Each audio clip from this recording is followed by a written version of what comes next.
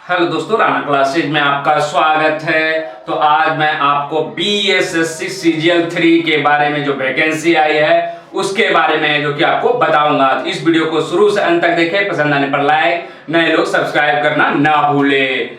तो कल जैसा कि आप जानते हैं कि कई वर्षों के बाद है जो कि बहाली आई है, और ये 2014 में इससे पहले आई थी, और उसके पहले 2010 में आई थी, उससे पहले 1999, मतलब 11 सालों के बाद 2010 में आई थी, उसके बाद 4 सालों के बाद 2014, उसके बाद 8 सालों के बाद है जो कि आपको बीएसएससी सीजीएल 3, और वही पुराने पैटर्न पर आई है। इसमें कोई घबराने की जरूरत नहीं, खासकर जो पुराने छात्र जो परीक्षा दिए हैं उनको वही पैटर्न है, और जो नए छात्र उनके लिए, और जो खासकर इसमें अलग क्या क्या है उसके बारे में बताऊंगा। सबसे पहली बात है कि ये वैकेंसी जो है इसमें हाइट और फिजिकल की इसमें कोई आवश्यकता नहीं है। इसमें फायदा क्या क्या है, और अगर आप बिहार दरोगा की तुलना करें या अन्य जो 4200 ग्रेड पे हो 46, उसमें अंतर यही है कि आपको, अगर आप हैंडीकैप्ड भी हैं फिर भी ये वैकेंसी भर सकते हैं। कुछ पदों पर है जो कि जो आरक्षण है दिव्यांगता को भी मिलेगा, हाइट आपकी नहीं है तो भी मिलेगा, आप दौड़ने में एक्सपर्ट नहीं है या आपको किसी तरह की जो दिक्कत है तो भी आप वैकेंसी भर सकते हैं। और ये 4600 ग्रेड पे का है आपको, उसके बाद आपको 4200 ग्रेड पे और 2800 ग्रेड पे तक की नौकरी है। और ऑब्जेक्टिव लेवल से अगर एसएससी की बात करें, एसएससी में होती है और आपको कहीं भी पोस्टिंग दिया जाता है, इंडिया में कहीं भी आपकी पोस्टिंग हो सकती है, लेकिन यहाँ पर है कि ऑब्जेक्टिव से आप लेवल 7 की पोस्ट पा सकते हैं। दोनों परीक्षाएं जो कि ऑब्जेक्टिव होती है। तो सबसे पहले कुल वैकेंसी जो है आपको कितनी आई है, 2187 पद आई है। उसमें सचिवालय सहायक, योजना सहायक और मलेरिया निरीक्षक 3 पद जो हैं वो आपको लेवल 7 के हैं। तो सबसे पहले मैं, हालांकि सिलेबस बहुत सारे लोग चाहते हैं क्या सिलेबस है और क्या पैटर्न रहेगा उसके बारे में, लेकिन पहले मैं वेतन की चर्चा करता हूँ। क्यों करता हूँ? अब इसका मतलब ये है कि जैसे कोई आईएएस की तैयारी करता है, क्यों करता है? क्योंकि उसको पता है कि आईएएस जो है सबसे अच्छा पोस्ट है, पावरफुल पोस्ट। अगर पहले से ही ये पता चल जाए कि वो खराब पोस्ट है, या कोई भी जो तैयारी करता है यूपीएससी के जनरली जो देखिएगा वो कभी भी रेवेन्यू जो है वो उसके लिए नहीं करता है, या अदर जो सर्विसेज है उसके लिए, मेनली आईएएस और आईपीएस ही रहता है। उसी तरह से वो बीपीएस की तैयारी करता है, वो निर्वाचन पदाधिकारी और गणना पदाधिकारी बनने के लिए उसका एम नहीं रहता, भले ही उसको मिल जाता है वो तैयारी का, वो एसडीएम और डीएसपी पद के लिए होता है। उसी तरह जब तक आपको पद पर इंटरेस्ट नहीं रहेगा, उसके बारे में थोड़ी सी वेतन आकर्षक है कि नहीं है, तब आप तैयारी नहीं करेंगे। अब क्या नेगेटिव, अब तो वैकेंसी आ गई, पहले क्या था कि मैं वीडियो डालता था तो निश्चित है नेगेटिविटी आनी है क्योंकि आ नहीं रही थी, लेकिन मेरा काम यही था कि मैं आपको सूचना जो मेरे दायरे के अंदर है वो मैं आप लोगों को सूचना देना। कभी भले ही लोग कुछ भी कहे, मैंने प्रयास यही किया कि जिसको जो कहना कहते रहे, मेरा जो काम है मैं करते रहूंगा और करते रहा। किसी से बोलने से हाँ निराश कई बार हुआ, लेकिन मैंने छोड़ा नहीं और अभी भी नहीं छोड़ूंगा। गलत डायरेक्शन में फंसने के बजाय है कि आप अच्छे डायरेक्शन से पढ़ें। तो ये 2187 पदों की वैकेंसी आ गई है। और निगेटिविटी की बात करो तो अभी भी क्या कर रहे हैं कि जिनको मतलब एक बहाना चाहिए नहीं पढ़ने का या तैयारी नहीं कर, वो क्या कर रहे हैं, ये वैकेंसी 5 साल में पूरी होगी, ये वैकेंसी 2040 में पूरी होगी, मतलब उनको निगेटिविटी खोजनी है, कैसे भी करके कोई नहीं। पहले वैकेंसी नहीं आ रही थी तो चलो लिख देते थे, चलो आ भी नहीं रही थी, सही बात, लेकिन अब आ गए उसमें भी अरे इस फॉर्म को मत भरना क्योंकि ये 40 साल लगा देगी, 10 साल लगा, ऐसा कुछ नहीं है। सही बात यह है कि 2014 में जो था वो अगर इंटर लेवल पर जो क्वेश्चन लीक वाला मामला नहीं होता तो निश्चित 16 में उन लोगों की ज्वाइनिंग हो जाती 2 सालों के अंदर। और ये जो परीक्षा का टारगेट है वो 1 साल का होता। कभी भी ये वैकेंसी नहीं निकलती है कि आपको 4 साल लगे, 1 साल। कई कंडीशन होते हैं, या कोविड आ गई या कुछ कोर्ट के मामले चले गए, तभी ये जो कि डिले होती है, नहीं तो आपको पूरी प्रक्रिया 1 साल की, और तैयारी भी आयोग की ऐसी ही है। तो ये नेगेटिविटी से आप बचे। और अब पेमेंट के बात करता हूँ, उसके बाद आपको मैं आऊंगा कि आपको सिलेबस क्या है। लेवल 7 बहुत सारे जो खासकर जो जॉब से में नहीं है या उनके परिवार में नहीं है भी तो उतना मतलब नहीं, क्योंकि छात्र पढ़ने वाले होते हैं। ये लेवल 7 क्या है? पहले तो लिखा रहता था ग्रेड पे 4600 4200, लेवल 7 ये 7वां वेतन आयोग के अनुसार एक लेवल बनाया गया है, वो 4600 को ही कन्वर्ट करके किया गया है। और ये इसका जो बेसिक जो है आपको 44,900 है। जितने भी तीनों पद जो हैं आपको चाहे सचिवालय सहायक हो, योजना सहायक मलेरिया से 44 बेसिक ग्रेड पे जो है आपको 44,900 ये फिक्स है। आप चाहे आप बिहार में नर्स की करें या सेंट्रल में करें, ये जब भी लेवल 7 होगा तो बेसिक इतना फिक्स है। उसके बाद अभी कितने डीए है, ये जो हाल में बढ़ी है, बिहार में भी बढ़ गई है, 34% है, मतलब 15,226 रुपया। 44,000 ये हो गया, 15 मतलब ऐसे ही अगर जोड़ेंगे तो 59-60,000 के आसपास ये आ गया। अब आते हैं 7184 डीए, डियरनेस अलाउंस, डीए जिसको कहते हैं, ये अभी 34% है और ये बढ़ती है हर 6 माही पर। उसके बाद एचआर, एचआर क्या है, हाउस रेंट। हाउस रेंट मैं ये पटना का बता रहा हूँ, पटना के बाहर भी पोस्टिंग हो सकती है, लेकिन मैं पटना को ही एजम्पशन करके बता रहा हूँ, क्योंकि जब तक आपको आकर्षक नहीं लगेगा पद किस रूप में, अगर तब तक आप तैयारी नहीं कर सकते हैं। तो ये 7184 रुपया क्यों हुआ, क्योंकि ये बेसिक का 16%, पटना में क्या है 16%, और पटना के बाहर जो शहरों में उन पर 8%, और ग्रामीण क्षेत्रों में अगर पोस्टिंग हुई तो 4%, यही 3 स्लैब है। तो हाउस रेंट कितना हो गया, 44,900 का 16%। ये एमए क्या है, मेडिकल अलाउंस, मतलब चिकित्सा के लिए सरकार है जो कि भत्ता देती है। जैसे रेलवे में आप अगर जॉब करेंगे तो वहां पर फ्री है। क्यों फ्री है, क्योंकि आप चाहे वो हॉस्पिटल पर मतलब स्थिति खराब हो, अच्छी हो, आपको कोई भी उसमें पैसा नहीं दिया, आप बीमार हैं जाइए और आप दवाई लीजिए, जो भी उपलब्ध है आपके इलाज अच्छे हॉस्पिटल में वहाँ इलाज होंगे। तो यहाँ पर सरकार क्या करती है, आपको पैसा देती है, मतलब 1,000 रुपये एक बांध दिया, चाहे ये आपको 1,000 रुपये इसमें मिलेगा। टीए, ये बहुत सारे लोगों को पता है, कितना लोग इसमें ये है कि जो लोग जॉब भी करते हैं उनको भी नहीं पता है, बहुत सारे लोगों को कि ये टीए क्या, उनको वेतन से मतलब है, खासकर सचिवालय सहायक में तो सारे लोग जानते हैं, क्योंकि रूल्स की जानकारी रखनी है। तो टीए मतलब ट्रांसपोर्टेशन अलाउंस, जो आने जाने का होता है कि आप आते जाते उसके लिए पैसा दिया जाता है। और इसका रूल क्या है, पटना में आपको 3,000 रुपये है, शहरों पर बांटा गया है इसे भी। तो और अगर नगर निगम क्षेत्र में है तो आपको 1,000, अगर ग्रामीण क्षेत्र में तो ये पैसा आपको नहीं मिलेगा। तो पटना की ही बात करते हैं, ये 3340 लाए कैसे, तो 3,000 हो गया, और डीए जुटती है तो 34% है, तो 3,000 का 34% है, जो कि ये हो गया आपको 340 रुपया है, जो कि आपको और जुट गया 34% के हिसाब से 3340। टोटल जो ग्रॉस सैलरी है आपको 71,690, ये आपकी पहली वेतन होगी, और ये इससे ज्यादा ही होगी क्योंकि अगर डीए बढ़ेगी, और निश्चित रूप से ये आपको अगर मान लिया कि 1 साल के अंदर होती है या 2 साल के, ये आपको 77 या 80,000 चली जाएगी रियल में जब जाने। लेकिन अभी के मान लीजिए कि अभी ही ज्वाइनिंग हो जाए, इसी को एजम्पशन करते हैं, आगे क्या होगा नहीं होगा। तो 71,690 ये आपको पैसा मिलेगी। और इसमें क्या रूल है कि आपको 10% आपके पैसे कटते हैं, और 14% जो है आपको एनपीएस जो है वो आपको सरकार देती है, वो आपके जमा होती है। पहले लोगों को पेंशन मिलती थी, अब एनपीएस है।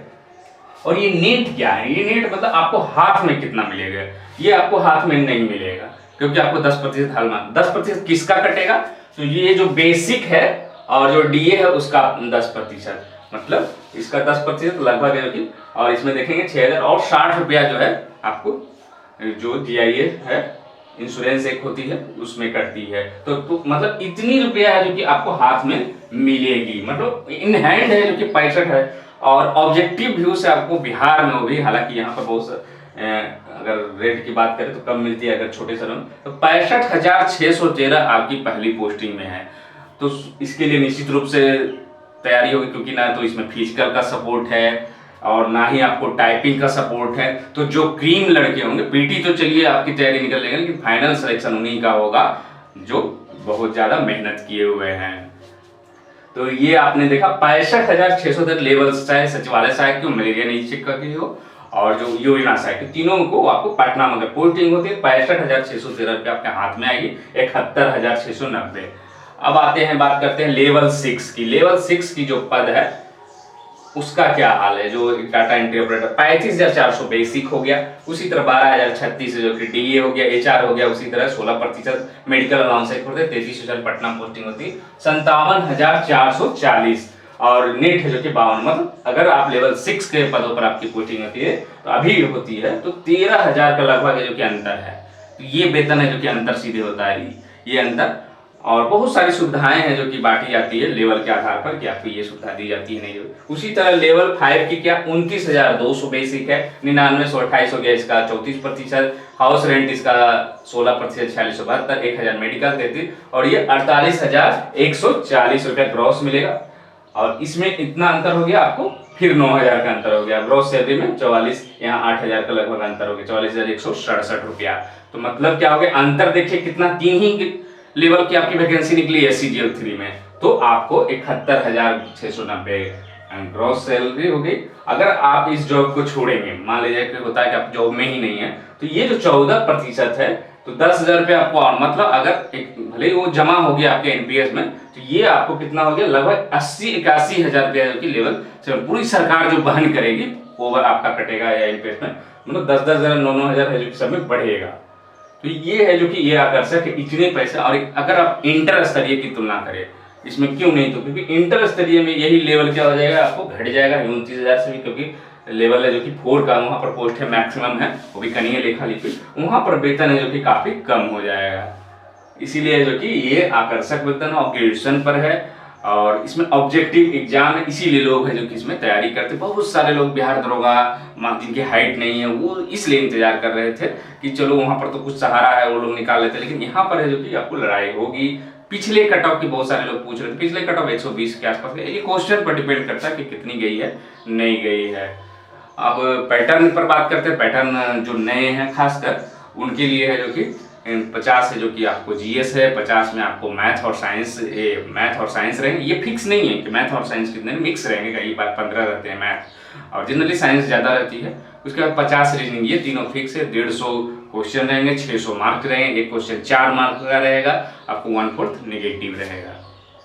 तो ये है किताबें जो कि BSCB है, NCERT या अन्य मान्यता प्राप्त जो है उसके हैं। और इसके चक्कर में ना रहे, किताबों का अनुभव है कि जिनका सिलेक्शन ऑलरेडी ट्रैफिक अप्रेंटिस में थे या CA में कहीं नौकरी कर, वो क्या कि किताब शुरू से ही पलट लिए। अब उनको लगा कि हर चीज में कंफर्म करो, उसके चक्कर में क्या हुआ वो कम क्वेश्चन बनाया, 110 CGL 1 में भी हुआ, CGL 2 में बहुत लोग उस किताब के चक्कर में बाहर हो गए। तो उसके चक्कर ही नहीं, कुछ आपको जो पढ़ा हुआ किताब है ज्यादा उसको और 4 से 5 क्वेश्चन से ज्यादा आपको फायदा नहीं मिलने वाला है।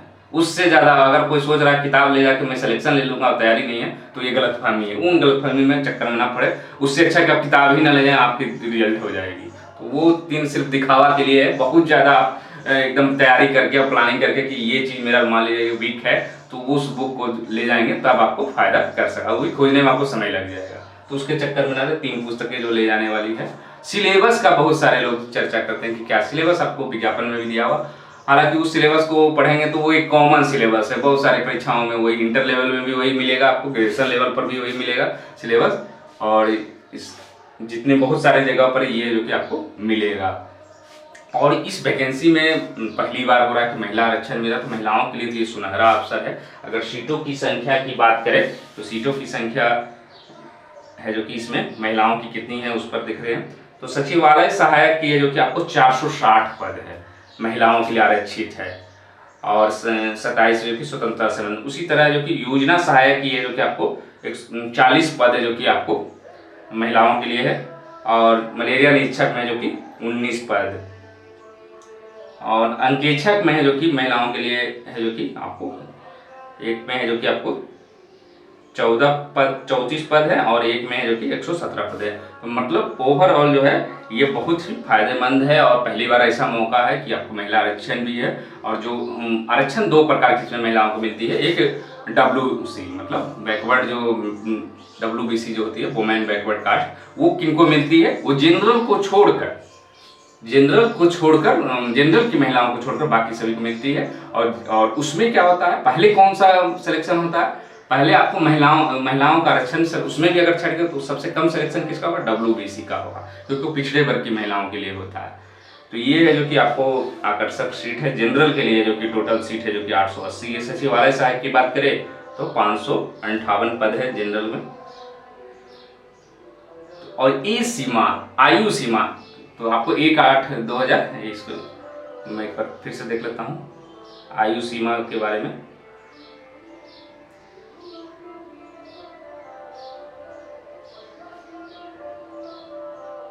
उम्र सीमा जो 1/8/2021 को ही मांगा गया है, ये न्यूनतम है।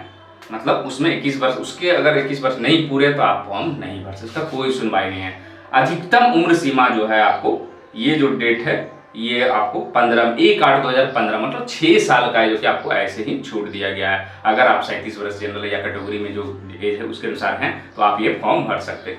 बहुत सारे लोग ये पूछ रहे हैं कि मैं बीटेक किया हूँ, क्या मैं ये फॉर्म भर सकता हूँ? निश्चित रूप से आप भर सकते हैं। जो ग्रेजुएशन के इक्विवेलेंट माना गया है उसके आप है जो कि फॉर्म भर सकते हैं। क्या इनमें फायदा मिलेगा? जिसमें साइंस में, तो विज्ञान वाले में है जो कि आपको फायदा हो सकता है कि आपको मिल सकता है।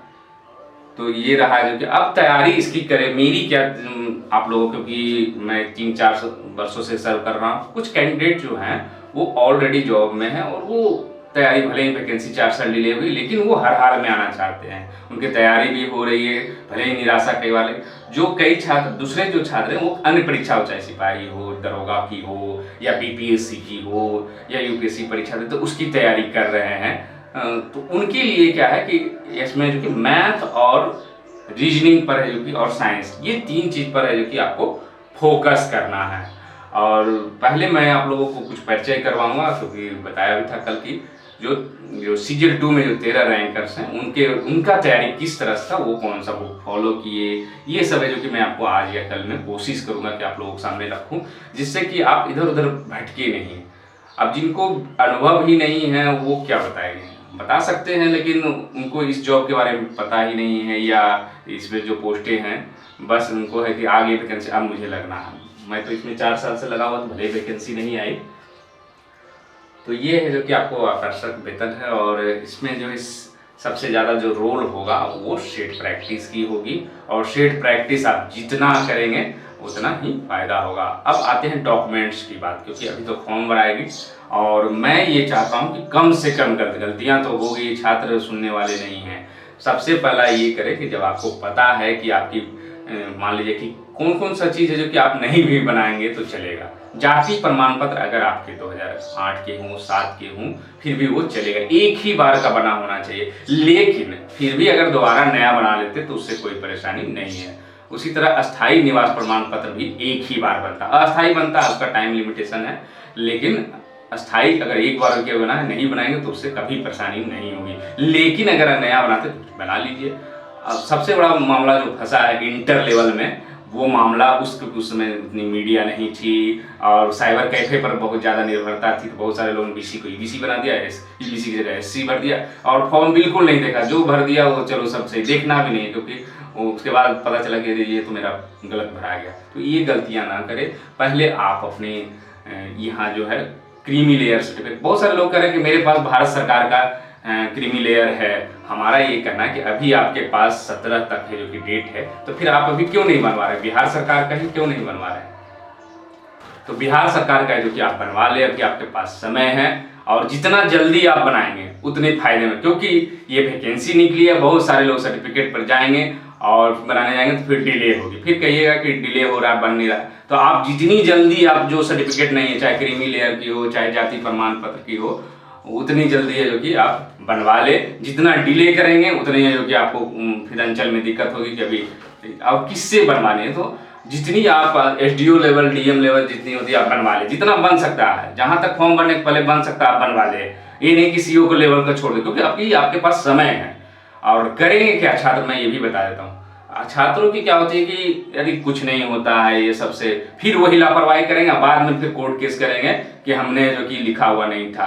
फिर आयोग है जो कि अपना कहेगा ही, वो गलत क्यों करेगा? जब आपको अब इसमें भी डेट नहीं लिखा हुआ, फिर कहेंगे कि मैंने सर्टिफिकेट नहीं बनवाया। तो आप कम से कम पहले तो बना हुआ होना चाहिए, बचने का तो एक ही बार। और बिहार सरकार का बना है, क्रीमी लेयर है जो कि बिहार सरकार का बना है। SC ST का भी है जो कि अगर सर्टिफिकेट नहीं बना हुआ पहले को तो नया बनवा ले, आपके पास मौका है। और इसमें छात्र जो कि पूरा इंटरेस्ट है कि वैकेंसी कितनी आएगी, कब परीक्षा होगी, नहीं होगी, ये पूरा इंटरेस्ट है। लेकिन ये इंटरेस्ट नहीं है कि सर्टिफिकेट बनवा लें और बाद में जो कि दिक्कत हो। जितने अगर मैट्रिक के हैं तो अगर ओरिजिनल नहीं है तो कोशिश करें, ग्रेजुएशन के नहीं है तो प्रोविजनल अभी नहीं है तो वो लाने की हो सकता है, नंबर भरने के तो फॉर्म आने के बाद पता चलेगा। तो ये जो है आप लोग करके रखें। और इसके तैयारी के बारे में मैं आपको कुछ क्वेश्चन भी लाऊंगा, किस तरह से तैयारी करें, कुछ क्वेश्चन भी आप लोगों से प्रैक्टिस भी करवाऊंगा कुछ, क्योंकि मेरे सर्कल में जो भी सचिवालय सहायक होंगे, क्योंकि मैं टीचर लाइन से तो बिलोंग करता नहीं हूँ, तो जो भी सचिवालय सहायक होंगे आप लोगों की हेल्प करने के लिए, चाहे विषय पढ़ाने को, वो मैं आपको करवाऊंगा। और भी जो कि अन्य जानकारियाँ हैं जो कि आप लोगों को दूंगा। तो इसी के साथ धन्यवाद।